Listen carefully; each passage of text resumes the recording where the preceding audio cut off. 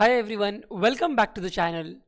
So, are you one of the aspirants who is thinking to prepare for the SEBI Grade A officer examination, but you are confused whether you are eligible for this examination or not?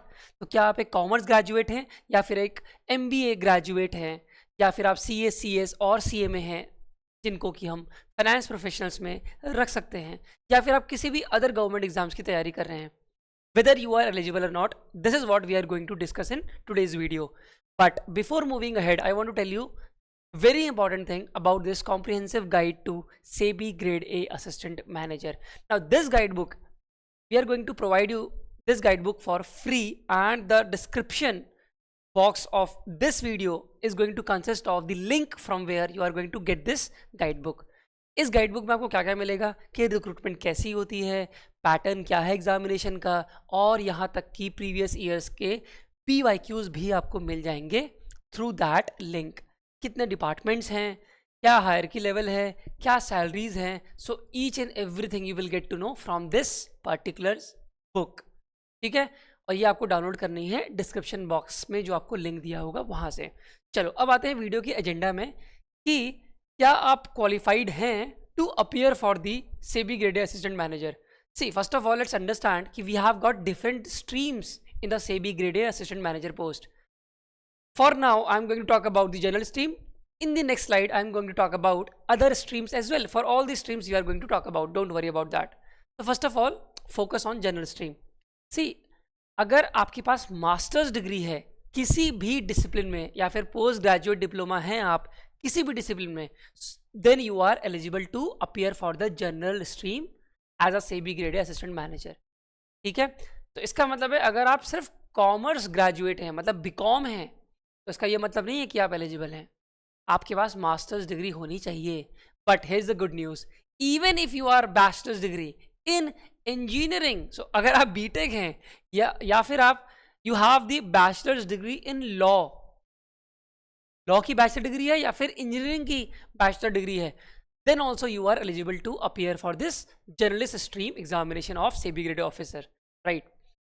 या फिर आप अगर CA हैं, CFA हैं, chartered financial analyst हैं, या फिर CS हैं, या फिर कॉस्ट अकाउंटेंट हैं जिसको हम CA में बोलते हैं अब, तो भी आप एलिजिबल हैं इस एग्ज़ाम को देने के लिए. तो जर्नलिस्ट स्ट्रीम की आपको क्वालिफिकेशन क्लियर है, I hope. Okay, let's move ahead.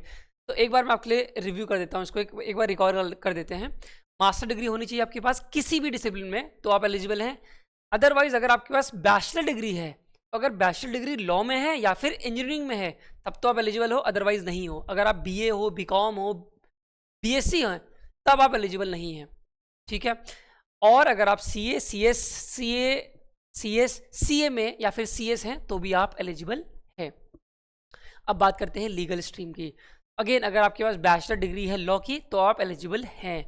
ये मैंडेटरी क्वालिफिकेशन है लीगल स्ट्रीम के लिए. इसका मतलब है जो लीगल स्ट्रीम से बैचलर्स हैं उनके पास 2 स्ट्रीम से फॉर्म भरने की अपॉर्चुनिटी है, और SEBI अलाउ करता है ये चीज़ कि आप एटमोस्ट 2 स्ट्रीम से फॉर्म अप्लाई कर सकते हैं. तो अगर आपके पास बैचलर डिग्री लॉ में है तो आप जर्नलिस्ट स्ट्रीम के लिए भी जा सकते हैं और लीगल स्ट्रीम के लिए भी जा सकते हैं. This is your desirable experience, that is 2 years post qualification experience, but it is not mandatory, it is only the desirable experience, so not included here, right. आपको mandatory qualification ध्यान रखनी है बस. अच्छा, अब बात करूं मैं अगर IT स्ट्रीम की, तो अगर आपके पास इंजीनियरिंग से बैचलर डिग्री है या फिर आपके पास बैचलर डिग्री किसी भी डिसिप्लिन की है, लेकिन अगर आपके पास पोस्ट ग्रेजुएट जो डिग्री है वो कंप्यूटर साइंस से है या कंप्यूटर एप्लीकेशन से है या फिर IT से है, तो भी आप एलिजिबल हैं IT स्ट्रीम के लिए. ईजी है. अगर आपके पास इंजीनियरिंग डिग्री है किसी भी स्ट्रीम से, आप मैकेनिकली के क्यों ना हो, तब भी आप भर सकते हो IT स्ट्रीम में. ठीक है, और अगर आपके पास कोई भी बैचलर डिग्री है किसी और डिसिप्लिन में, लेकिन आप अगर पोस्ट ग्रेजुएट हैं कंप्यूटर साइंस से, कंप्यूटर एप्लीकेशन या फिर IT से, तो भी आप एलिजिबल हैं IT स्ट्रीम के लिए. अब बात करते हैं रिसर्च स्ट्रीम की. रिसर्च स्ट्रीम में आपके पास मास्टर डिग्री होनी चाहिए या फिर पोस्ट ग्रेजुएट डिप्लोमा होना चाहिए मिनिमम 2 ईयर्स का. किस सब्जेक्ट से? अगर आपके पास इकोनॉमिक सब्जेक्ट है तो आप एलिजिबल हैं. कॉमर्स है तो भी आप एलिजिबल हैं. बिजनेस एडमिनिस्ट्रेशन है, मतलब आप अगर MBA हो तो भी आप एलिजिबल हैं रिसर्च स्ट्रीम के लिए. या फिर इकोनोमेट्रिक्स या quantitative economics, financial economics, mathematical economics, business economics, agriculture economics, industrial economics और बिजनेस एनालिटिक्स। इससे आपकी मास्टर्स डिग्री है या पोस्ट ग्रेजुएट डिप्लोमा है तो आप एलिजिबल हैं, ठीक है। या फिर आपके पास क्वांटिटेटिव फाइनेंस से या फाइनेंस से मास्टर डिग्री है या पोस्ट ग्रेजुएट डिप्लोमा है अगर फाइनेंस से, तो भी आप एलिजिबल हैं। मैथमेटिकल फाइनेंस से है, क्वांटिटेटिव टेक्निक से है, इंटरनेशनल फाइनेंस से है, बिजनेस फाइनेंस से है, इंटरनेशनल एंड ट्रेड फाइनेंस, या फिर प्रोजेक्ट है, या फिर इंफ्रास्ट्रक्चर फाइनेंस और एग्री बिजनेस फाइनेंस से अगर आपके पास मास्टर डिग्री या पोस्ट ग्रेजुएट डिप्लोमा है तो भी आप एलिजिबल हैं। और what do we have in other qualification for the research stream? Again, अगर आप मैथमेटिकल स्टैटिस्टिक्स से पोस्ट ग्रेजुएट डिप्लोमा है या फिर मास्टर डिग्री है तो भी आप एलिजिबल हैं। सी, रिसर्च स्ट्रीम में you have to go through all the data analysis process. You will have the quantitative data through which you are going to research, right? So even if you have master degree from the statistics, then also you are allowed to appear for the research stream, ठीक है। Informatics से, applied statistics से, informatics से, या फिर data science से, artificial intelligence से, machine learning से, या बिग डेटा एनालिटिक्स से आपके पास अगर मास्टर डिग्री है या पोस्ट ग्रेजुएट डिप्लोमा आप हैं तो भी आप अलाउड हैं। अच्छा, मान लेते हैं आपके पास इन सारी डिग्री से मास्टर डिग्री नहीं है, लेकिन आपके पास मास्टर डिग्री है मैथमेटिक्स के साथ, तो भी आप एलिजिबल हैं, बट ऑन वन कंडीशन। अगर आपके पास पोस्ट ग्रेजुएट डिप्लोमा है स्टैटिस्टिक्स के साथ और मास्टर डिग्री है मैथमेटिक्स में, तो ही आप अलाउड होंगे रिसर्च स्ट्रीम के लिए। अगर आपके पास सिर्फ मास्टर डिग्री मैथमेटिक्स में है तो आप अलाउड नहीं है, क्योंकि रिसर्च स्ट्रीम में डेटा को एनालाइज करने की एबिलिटी आप में होनी चाहिए। तो अगर आपके पास मैथमेटिक्स में मास्टर डिग्री है लेकिन साथ में ही पोस्ट ग्रेजुएट डिप्लोमा है स्टैटिस्टिक्स में या फिर रिलेटेड सब्जेक्ट्स में, तो भी आप अलाउड हैं to appear for the research stream, ठीक है। तो इसका मतलब है अगर आपके पास कॉमर्स से आपके पास पोस्ट ग्रेजुएट डिग्री है तो भी आप 2 स्ट्रीम के लिए अप्लाई कर सकते हैं, रिसर्च स्ट्रीम के लिए भी, जनरल स्ट्रीम के लिए भी। इसी तरह से अगर आप इकोनॉमिक्स से MA इकोनॉमिक्स हैं तो भी आप 2 स्ट्रीम के लिए एलिजिबल हैं, रिसर्च के लिए भी और जनरल स्ट्रीम के लिए भी। तो आप एटमोस्ट 2 स्ट्रीम के लिए अप्लाई कर सकते हैं, ठीक है। चलो, अब बात करते हैं ऑफिशियल लैंग्वेज की। तो बड़ी इजी क्वालिफिकेशन क्राइटेरिया है इसकी। अगर आपके पास मास्टर डिग्री है हिंदी से या फिर हिंदी ट्रांसलेशन से तो आप एलिजिबल हैं। साथ ही साथ बैचलर डिग्री में आपके पास इंग्लिश का सब्जेक्ट होना चाहिए तो ही, ठीक है। हिंदी तो आपके पास मास्टर डिग्री में है, लेकिन साथ ही साथ बैचलर डिग्री में एक सब्जेक्ट इंग्लिश भी होना चाहिए। मतलब both of the languages you should have studied in your graduation और post graduation, then only you will be qualified for the official language. ये भी बहुत अच्छी स्ट्रीम है। अगर आप हिंदी या इंग्लिश से मास्टर या ग्रेजुएशन करते हैं तो आप अलाउड हो इसमें अपीयर होना, ठीक है। एलिजिबिलिटी ही हम डिस्कस कर रहे हैं। तो मास्टर डिग्री अगर हिंदी से है और साथ में आपकी ग्रेजुएशन में इंग्लिश था तो आप अलाउड हो, या फिर मास्टर डिग्री आपकी संस्कृत में है या इंग्लिश में है या इकोनॉमिक्स में क्यों ना हो और कॉमर्स में ही क्यों ना हो, अगेन अगर आप MCOM भी हो या MA इकोनॉमिक्स भी हो तब भी आप अलाउड हैं, but provided you have Hindi as a subject at the bachelor's degree level. आपकी ग्रेजुएशन में आपका हिंदी एक सब्जेक्ट होना चाहिए तो ही, मतलब बेसिकली इनका क्राइटेरिया यह है कि आपको हिंदी इंग्लिश दोनों आनी चाहिए। You could speak in English, you could speak in Hindi, you can translate from Hindi to English, plus आप इंग्लिश से हिंदी भी ट्रांसलेट कर सकते हो और लिख भी सकते हो। ये सब अगर आपको आता है तो आप इसमें एलिजिबल हो, ठीक है। और जो एलिजिबिलिटी है वही हम डिस्कस कर रहे हैं। या फिर आपके पास देखो मास्टर डिग्री बोथ इंग्लिश और हिंदी में है, या फिर इंग्लिश या हिंदी ट्रांसलेशन में है, तो भी आप अलाउड हो ऑफिशियल लैंग्वेज के लिए। इनमें से आप कोई भी स्ट्रीम चूज़ कर सकते हो। Let me tell you, work culture SEBI का बहुत अच्छा है, अच्छी खासी सैलरी है, एक वीडियो में बनाएंगे सैलरी पे भी।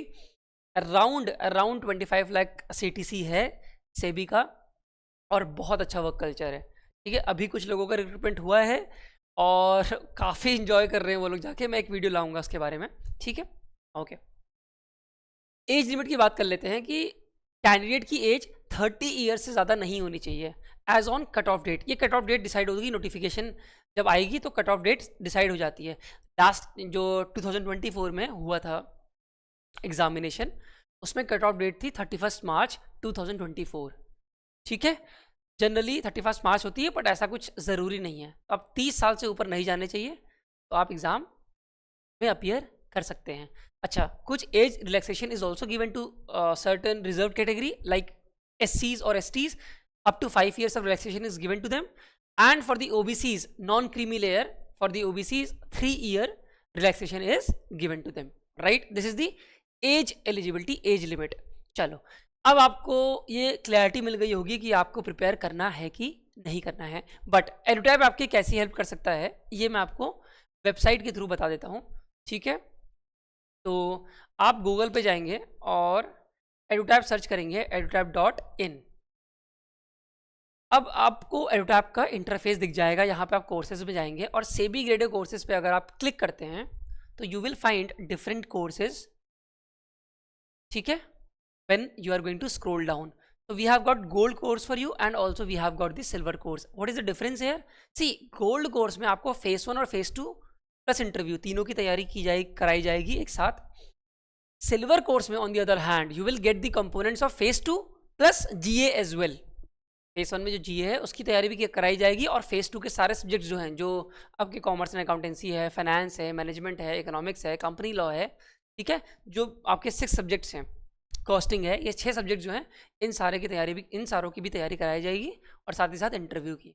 आप यहाँ से ब्रोशर को भी डाउनलोड कर सकते हैं और पढ़ सकते हैं कि क्या क्या आपको प्रोवाइड किया जाएगा इस ब्रोशर में, ठीक है। ये आप अपने आप देख सकते हो। सिल्वर मेंटरशिप कोर्स और आपका गोल्ड मेंटरशिप कोर्स, आप यहाँ से ब्रोशर को डाउनलोड कर लीजिएगा। चलो अच्छा, कोर्स का प्राइस आप चेक कर सकते हैं, आपको डिस्काउंट भी मिल रहा है। ये कोड ज़रूर अप्लाई कर देना, वरना ऑब्वियसली बात है कोर्स महंगा पड़ेगा। तो आप कोड अप्लाई करोगे तो आपको फ्लैट 71% ऑफ मिल जाएगा, ठीक है। तो अगर आपको अभी कोर्स नहीं लेना है तो आप क्या कर सकते हो, सिर्फ रजिस्टर कर लेना और साइन इन कर लेना, लॉगिन कर लेना। जो भी फ्रीली अवेलेबल वीडियोस और पीडीएफ्स है उनको आप स्टडी कर लेना, फिर डिसाइड करना कि आपको कोर्स परचेस करना है कि नहीं करना है। So it is the right time, you should start your preparation, because 2026 के इनिशियल मंथ्स में ही आपके नोटिफिकेशन आने के चांसेस हैं। क्यों? As per the previous trends, 18 में आया था, 20 में आया था, 22 में आया था, 24 में आया था, अब 26 में आ सकता है, ठीक है। सो ये कंसिस्टेंटली नोटिफिकेशन आ रही है, तो आपको अब अपनी प्रिपरेशन स्टार्ट कर देनी चाहिए, क्योंकि अच्छे खासे सब्जेक्ट्स हैं, ठीक है। चलो फिर अब आज के लिए इतना ही, अब हम मिलेंगे नेक्स्ट वीडियो में, तब तक के लिए tata bye bye, thank you everyone.